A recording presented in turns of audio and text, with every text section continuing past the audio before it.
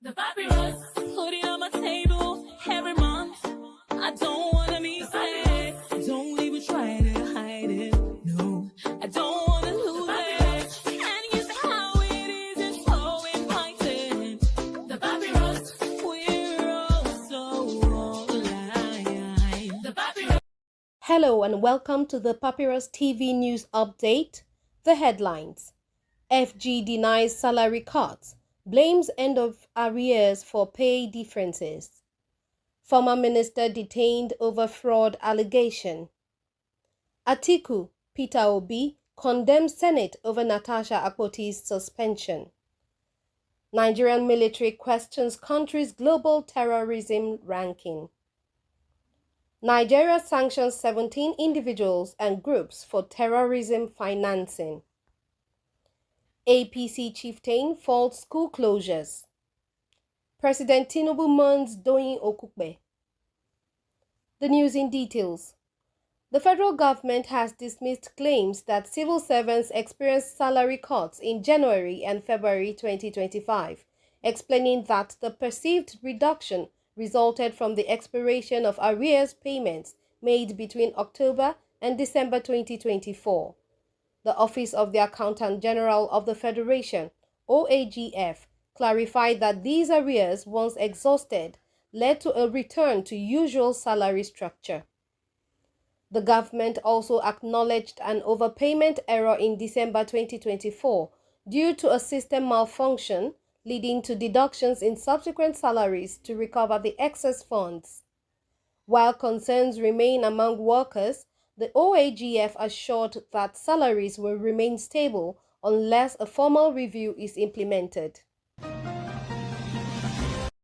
Meanwhile, the Economic and Financial Crimes Commission (EFCC) has detained former Minister of Women Affairs Uju Kennedy Ohaneye over allegations of misappropriating 138,413,253 naira 89 kobo meant for government projects.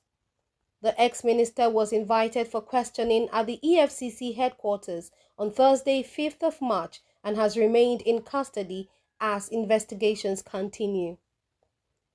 Sources within the anti-graft agency revealed that Ohaneye is being probed for procurement violations and diversion of public funds, particularly those linked to the PBAT Cares for Women initiative. The EFCC is reportedly analyzing financial records and project expenditures under her tenure, while further developments are expected in the coming days.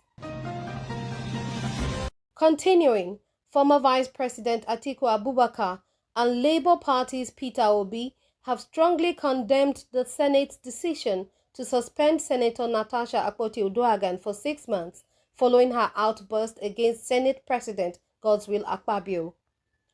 Akpoti-Uduaghan was penalized after she objected to a new seating arrangement and accused Akpabio of sexual harassment. Atiku described the suspension as a setback for women's political representation and an attack on affirmative action. Meanwhile, Peter Obi's camp called the move a disappointing abuse of power, questioning the fairness of silencing a female senator. PDP youth leader Timothy Osadolo also criticized opposition lawmakers for failing to challenge what he described as an unjust and politically motivated decision. In another development, the Defense Headquarters (DHQ) has pushed back against Nigeria's reported rise to 6th place in the 2025 Global Terrorism Index (GTI), challenging the credibility of the ranking. The GTI report claims that Nigeria recorded 565 terrorism-related deaths in 2024, an increase from 533 in 2023, with major incidents linked to Boko Haram, ISWAP, and armed bandits. However, the Nigerian military insists that its counter-terrorism efforts have significantly weakened insurgents, and the report does not fully reflect ground realities. Security forces also reported recent successes, including the elimination of 92 terrorists, the arrest of 111 suspects, and the rescue of 75 hostages across various operations in the past week.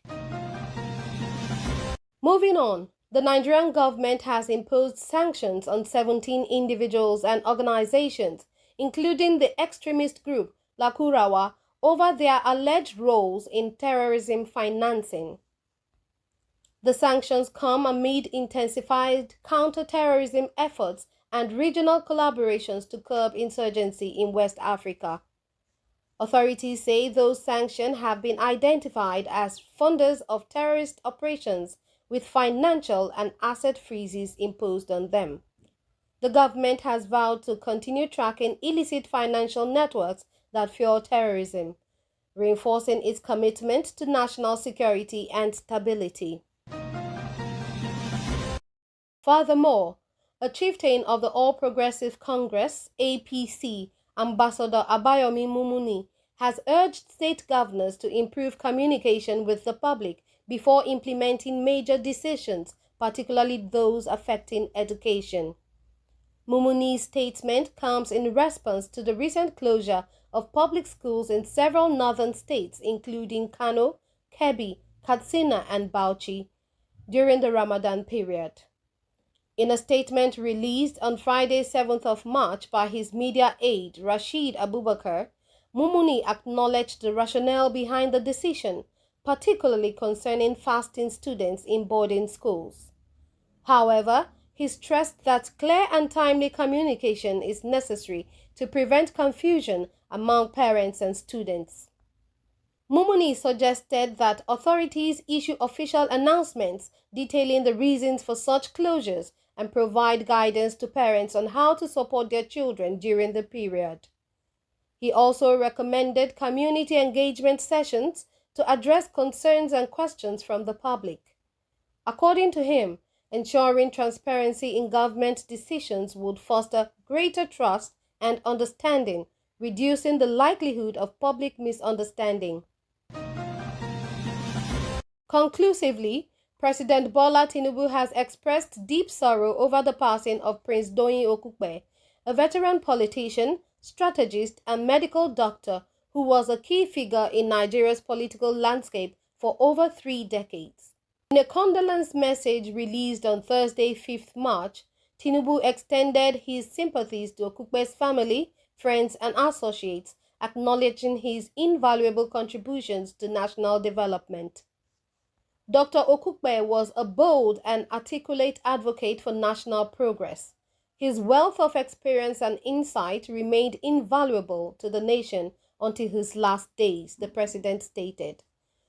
Okupe, a prominent indigene of Ikperu Remo in Ogun State, served as special assistant on media to President Olusegun Obasanjo and later as senior special assistant on public affairs to President Goodluck Jonathan. His political career spanned multiple parties, including the National Republican Convention (NRC), the United Nigeria Congress Party (UNCP), the People's Democratic Party (PDP), and most recently the Labour Party, where he served as Director General of its 2023 presidential campaign.